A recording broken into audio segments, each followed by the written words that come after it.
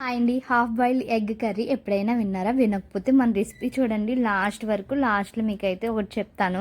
ఫస్ట్గా నేనైతే ఇందులో ఎండు చేపలు, అలాగే టమాటా, అలాగే కొంచెం మీల్ మేకర్ ఉంటే అవి కూడా వేసాను.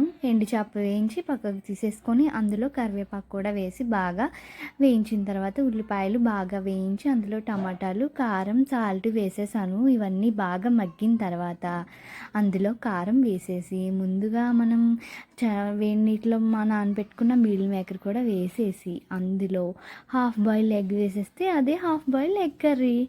హాఫ్ బాయిల్డ్ ఎగ్ కర్రీలో డిఫరెన్స్ ఏముంది అనుకుంటున్నారా? మా ఆయన వచ్చి ఏంటి గుడ్లు సగం ఉడికాయి అన్నారండి.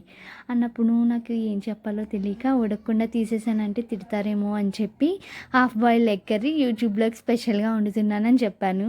సో మీరు కూడా ఎప్పుడైనా ఇలా చేస్తే తప్పకుండా తప్పించేసుకోండి ఇటువంటివి చెప్పి. ఇంకా మంచి మంచి వీడియోస్ కోసం, రెసిపీస్ కోసం మన ఛానల్ని సబ్స్క్రైబ్ చేయండి అండ్ అవసరమైన వాళ్ళకి షేర్ చేయండి.